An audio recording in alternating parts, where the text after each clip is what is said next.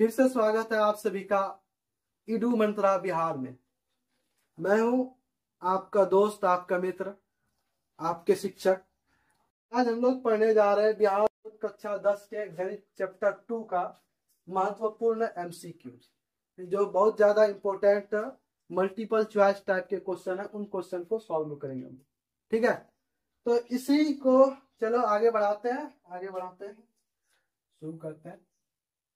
तो पहला क्वेश्चन है इसी कड़ी में। पहला क्वेश्चन हमारे पास है, पहला क्वेश्चन है, कह रहा है कौन रेखीय बहुपद व्यंजक है। कौन रेखीय बहुपद व्यंजक है। हम लोग को बताना है कि निम्न में से कौन ऐसे व्यंजक है जो रेखीय है, द्विघात नहीं है या त्रिघात नहीं है, बल्कि क्या है, रेखीय है। तो रेखीय व्यंजक किसे हम लोग बोलते हैं? रेखीय व्यंजक जो बोला जाता है उन व्यंजकों को बोला जाता है, रेखीय व्यंजक जो बोला जाता है उन व्यंजकों को बोला जाता है जिसपे कोई घात ना हो। जैसे इनको देखा जाए, पहला नंबर का सवाल है 2x - 5, इस पे कोई घात नहीं, कोई पावर नहीं, कोई स्क्वायर नहीं है, तो ये हमारा क्या कहलाएगा? रेखीय व्यंजक कहलाएगा। इसे हम लोग क्या बोलेंगे?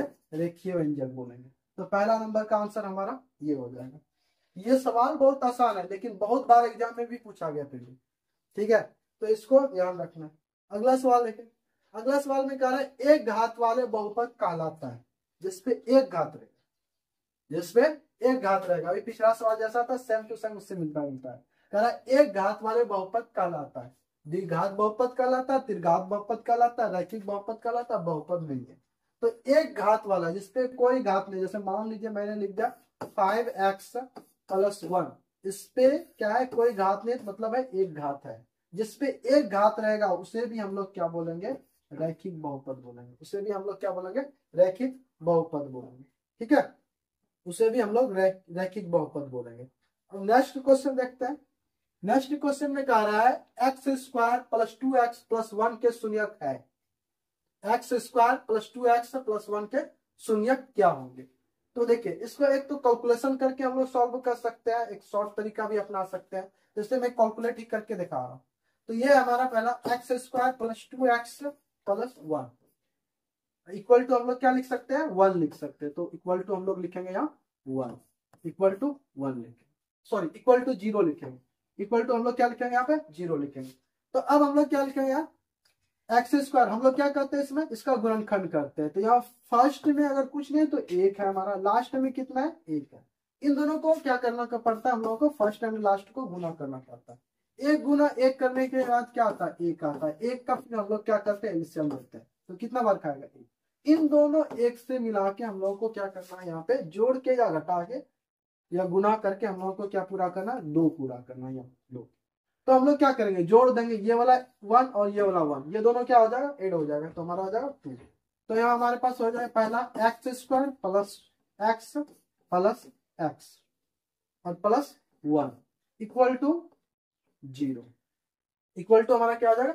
0 हो जाएगा। अब इन दोनों में हम लोग कॉमन लेते हैं और फिर इन दोनों में हम लोग क्या करते हैं? कॉमन लेते हैं। जब इन दोनों में कॉमन लेंगे तो इन दोनों में हमारा कॉमन क्या आएगा? x कॉमन आएगा। इन दोनों में हमारा कॉमन क्या आएगा? x बचेगा हमारा x + 1। और इन दोनों में जो कॉमन आएगा, इन दोनों में कॉमन देखिए, किसी से भाग लग रहा है, इसमें किसी से भाग नहीं लग रहा, हमारा किससे भाग लगेगा? 1 से। जब किसी में किसी से भी भाग ना लगे तो याद रखना 1 से तो भाग लगता ही है। तो 1 से यहाँ भाग लग जाएगा, यहाँ क्या हो जाएगा? +1। तो यहाँ होगा x + 1 इक्वल टू हमारा क्या होगा? 0। x + 1 इक्वल टू क्या हो जाएगा? 0 हो जाएगा। ठीक है, अब याद है ये x और ये +1, ये दोनों हम लोग एक में लिख रहे हैं x + 1। अब ये क्या है? 2 है, x + 1 यहाँ भी है, यहाँ भी है। इन दोनों में से एक कॉमन लिखा जाए, x + 1 इक्वल टू हमारा क्या हो जाएगा? 0 हो जाएगा। x + 1 इक्वल टू क्या हो गया? हमारा 0 हो गया। अब इसको देखा जाए तो x + 1 इक्वल टू हम 0 लिख सकते हैं, यानी ये बराबर ये हम लोग लिख सकते हैं। फिर दूसरे वाले में x + 1 इक्वल टू भी हम क्या लिख सकते हैं? 0 लिख सकते हैं। सो हमारा क्या हो जाएगा? x इक्वल टू -1 हो जाएगा। x इक्वल टू हमारा क्या हो जाएगा? -1 हो जाएगा। x इक्वल टू क्या हो गया? हमारा -1 हो गया। और यहाँ पे भी हमारा क्या हो जाएगा? x इक्वल टू -1 हो जाएगा। तो दोनों सिचुएशन में क्या हो जाएगा? -1 हो जाएगा। तो हमारा शून्य कौन सा आंसर हो गया? ये वाला आंसर हो गया। तो अब अगर हम शॉर्ट में करना चाहें तो यहाँ ध्यान देना, यहाँ 2 पूरा करना है। हमें क्या क्या पूरा करना, 2x से पूरा करना। तो हम लोगों को पता है कि 2 का जब हम लोग, यहाँ 1 है हमारे पास और यहाँ पे भी कुछ नहीं है तो 1 है, 1 गुना 1 करेंगे 1 आएगा। 1 का अगर हम लोग गुणनखंड करेंगे 1 एकम 1 आएगा, 1 एकम 1 आता है। तो हमारा क्या हो जाएगा, दिमाग में ये रखना कि यहाँ पे भी हमारा 1 आने वाला x के साथ, ठीक है, क्योंकि ये प्लस होगा तभी 2 बुरेगा। तो यहाँ पे भी हमारा क्या होगा, x के साथ 1 आ जाएगा और दूसरा वाला में भी क्या हो जाएगा, हमारा x के साथ क्या आने वाला, 1 ही आने वाला। तो हमारा क्या हो जाएगा, दोनों में प्लस प्लस में है तो यहाँ बराबर दूसरी तरफ क्या रहता है, हमारा 0 रहता है। तो हम लोग क्या कर लेंगे इसको, x -1 हो जाएगा, x इक्वल टू क्या हो जाएगा, -1 हो जाएगा। इसमें भी क्या हो जाएगा, x इक्वल टू -1 हो जाएगा। तो इस तरीके से भी हम लोग क्या कर सकते हैं, इसको बना सकते हैं। नेक्स्ट क्वेश्चन है हमारा, बहुपद x पे पावर 5 x पे पावर 2 प्लस 3x इंटू है फिर 6 सॉरी x पे पावर 6 प्लस x पे पावर 5 प्लस x पे पावर 2 प्लस 1 ये का घात है, निम्न में से इसका घात क्या होगा। ठीक है, ये है एक ब्रैकेट के अंदर और दूसरा है ये ब्रैकेट के अंदर। ठीक है, पहला पे पावर है x पे पावर 5 सबसे बड़ा पावर और दूसरे पे पावर जो है x पे पावर क्या है 6 है। दोनों पे बड़ा पावर क्या क्या है 6 और 5 है। हम लोग जानते हैं जब गुना करते हैं ये दोनों क्या है, गुना है, इंटू है। इंटू का मतलब क्या हो गया, यहाँ पे गुना है। तो गुना जब है तो जब गुना करेंगे घात को, बड़ा वाला ही देखते हैं, छोटा वाला छोड़ देते हैं, पहले बड़ा वाला ही देख लेते हैं। इन दोनों को हम लोगों को क्या करना होता है, गुना करना होता है। किसको गुना करना होता है, x और x पे पावर 6, क्योंकि ये दोनों आपस में गुना कर रहे हैं। तो गुना जब करते हैं तो हम लोगों को पता है कि गुना करने में घात क्या हो जाता है, जुड़ जाता। घात क्या हो जाता है, जुड़ जाता है। ये दोनों क्या कर देना, जोड़ देना। 5 + 6, 5 + 6 जब करेंगे तो हमारा क्या होगा, 6 × 5 = 11 हो जाएगा। 6 × 5 = 11 हो जाएगा। 11 कौन सा वाला है, ये वाला है। यही हमारा क्या हो जाएगा, आंसर हो जाएगा 11। नेक्स्ट क्वेश्चन देखते हैं, द्विघात बहुपद x² + 3x + 2 के शून्यक है। x² + 3x + 2 के शून्यक क्या होंगे, x² + 3x + 2 के शून्यक क्या होंगे। तो यहाँ ध्यान दिया जाए, यहाँ 2 है, यहाँ पे कुछ नहीं तो 1 है। 2 और 1 कैंसिल करेंगे तो 1 आएगा, ये तो पता है हम लोग। 1 और 2 इन दोनों का अगर हम लोग एलसीएम ले लें तो क्या आ जाएगा, 1 दूना 2 या 2 एकम 2 बोल सकते हैं, सॉरी 2 एकम 2, 2 और 1 इन दोनों को ऐड करके हम लोग क्या पूरा लेंगे, 3 पूरा लेंगे, 3x हो जाएगा। तो हमारा यहाँ गुणनखंड क्या आ रहा है, जो गुणनखंड आ रहा है, जो गुणनखंड आ रहा है, गुणनखंड करने के बाद क्या आ रहा है, 2 आ रहा है और 1 आ रहा है। 2 और क्या आ रहा है, 1 आ रहा है गुणनखंड। 2 और 1 जो गुणनखंड हमारा आएगा वही हमारा क्या हो जाएगा, उसका शून्यक भी होगा। लेकिन शर्त यह है, ध्यान रखना है कि हम जोड़ के पूरा किए या घटा के पूरा किए। तो हमको 3x पूरा करना है, 3x पूरा करना था किससे, 2 और 1 से, 2 और 1 से, 2 और 1 से, इन दोनों से। तो हम लोग क्या किए, इन दोनों को ऐड किए, 2 + 1 किए, 2 + 1 = क्या आ जाए 3। तो जोड़ के किए, क्या करके किया, जोड़ के। तो इन दोनों के आगे क्या चिन्ह है, प्लस का चिन्ह। इसके भी आगे प्लस का चिन्ह है, इसके आगे भी क्या है, प्लस का चिन्ह है। दोनों के आगे प्लस का चिन्ह है। तो जब हमारा शून्यक होगा तो उसके अपोजिट होगा, उसका चिन्ह क्या होगा, उल्टा होगा। दोनों का चिन्ह क्या हो जाएगा, उल्टा हो जाएगा। तो यहाँ पे क्या है, कुछ नहीं है तो प्लस छुपा है, तो यहाँ क्या हो जाएगा, -2 हो जाएगा। और यहाँ पे भी ऑलरेडी यहाँ क्या है, प्लस है, तो ये क्या हो जाएगा, माइनस हो जाएगा। तो -2 और -1 ये हमारा क्या हो जाएगा, आंसर हो जाएगा। तो देखते हैं कहाँ पे आंसर है, ये -1 और -2। तो मतलब है हमारा 1 नंबर क्या हो जाएगा, सही आंसर है। इसमें बिना कैलकुलेशन के हम लोग बना सकते हैं, ये तरीका है। ये बिना कैलकुलेशन करने की इसमें जरूरत नहीं, सिंपल बस इसको ध्यान रखना है। इतना पुराना है हमारे पास, यहाँ क्या है 2 है और लास्ट में हमारे पास, शुरू में क्या हमारे पास कुछ नहीं है। तो 2 कुछ नहीं है तो मतलब ये दोनों गुना हो जाता है आपस में। 1 है, कुछ नहीं है तो 1 है, 2 एकम 2 हो जाएगा। अब इसी 2 से हमको क्या करना है, 3 पुराना है। तो जाहिर सी बात है 2 का हम लोग क्या कर रहे हैं, पहले गुणनखंड कर रहे हैं, 2 एकम 2, 1 और 2 दोनों को जोड़ दें, क्या हो जाएगा।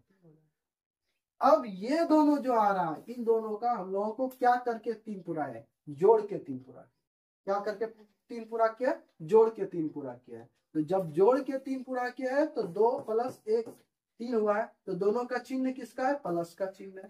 तो जो हमारा शून्यक होगा इसके चिन्ह का उल्टा होगा, प्लस है इसमें, तो इसमें क्या हो जाएगा, हमारा माइनस हो जाएगा। ये हमारा तो अगला सवाल में कह रहा है 6x² - 11x + 3 के शून्यकों का योग होगा।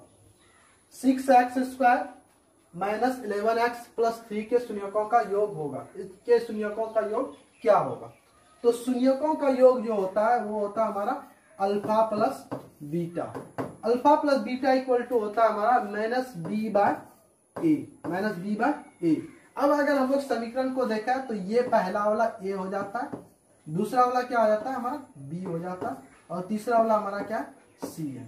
ठीक है, तो अब क्या है अल्फा प्लस बीटा, शून्यकों का योग क्या करें निकालने के, तो शून्यकों का योग होता है अल्फा प्लस बीटा।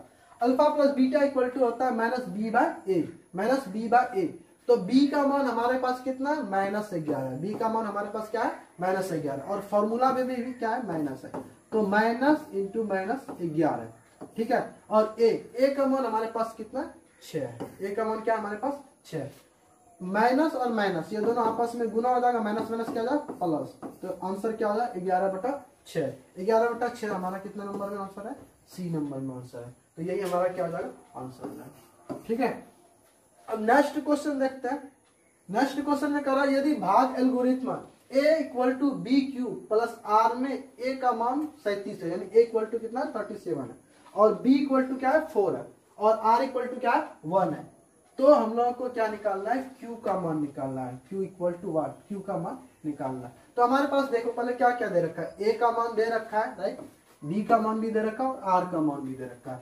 अब फॉर्मूला ये क्या दे रखा है, ये एल्गोरिथम का क्या मान दे रखा है, a इक्वल टू एल्गोरिथम होता क्या है, वही होता है a equal to b q plus are.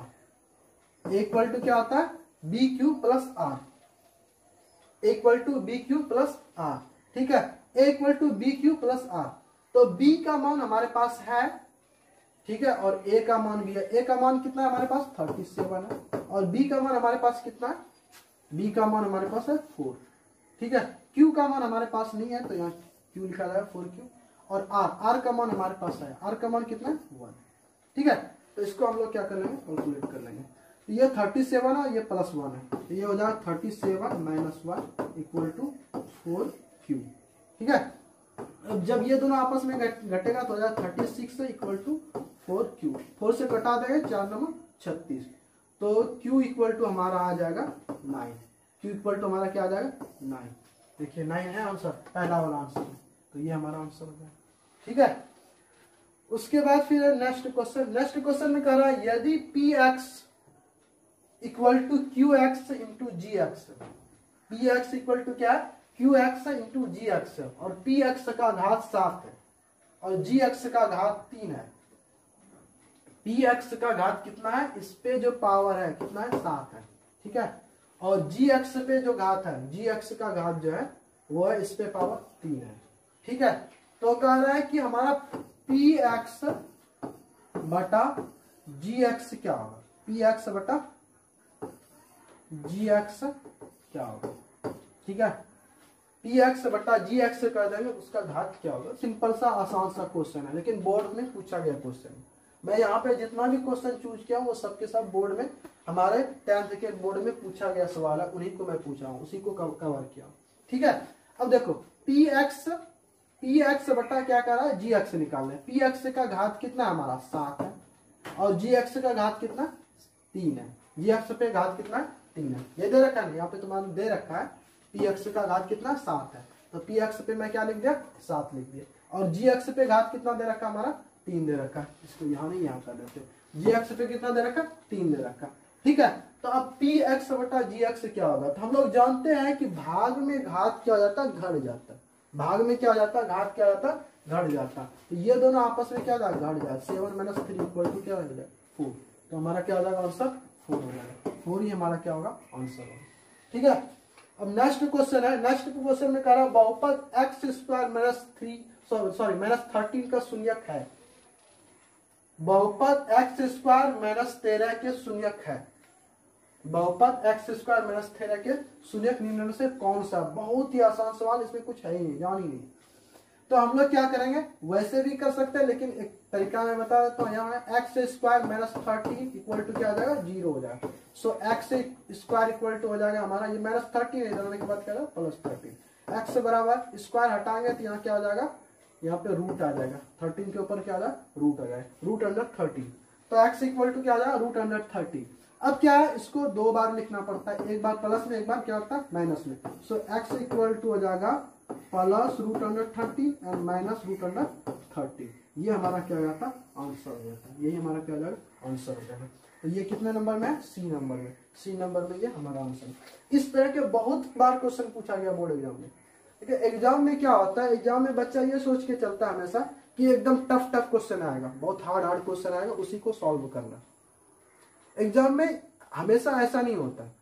अगर तुम आप एग्जाम के लिए तैयारी के लिए आप वो बना रहे हैं, स्ट्रेटजी बना रहे हैं भाई कैसे तैयारी करना है, तो आपको पहले ये देखना होगा, अपने आप को आंकना होगा मैं किस सिचुएशन में हूं, मैं पढ़ने में कितना अच्छा हूं। अगर आप अच्छे हैं, खूब अच्छे हैं, तब आप भारी से भारी क्वेश्चन को सॉल्व कीजिए, चलिए बढ़िए, कोई दिक्कत नहीं है। अगर आप देखिए औसत है या औसत से कम है, तो हमें हमेशा क्या लेके बढ़ना है, आसान सब क्वेश्चन को लेके बढ़ना है। तो बोर्ड में आसान क्वेश्चन लगभग 60 से 70% क्वेश्चन जो रहता है वो मीडियम रहता है या आसान रहता है, उसे सॉल्व कर सकते हैं।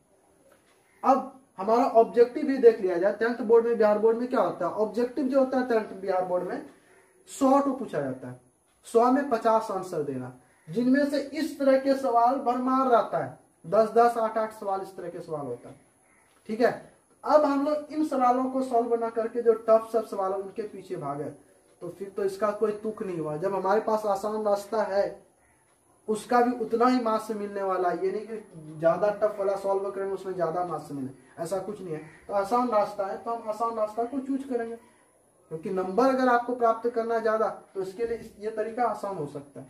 तो इस तरह के बहुत सारे सवाल है, आप लोग कर सकते हैं। और ये मैं 10 सवाल चुना हूं, इनमें से और भी बहुत सारे सवाल, इसी तरह के सवाल बहुत सारे सवाल थे, लेकिन मैं 10 सवाल को बस चुना हूं। 10 सवाल को चुन के मैं बताया, इस तरह के और सवाल पूछा जाता है।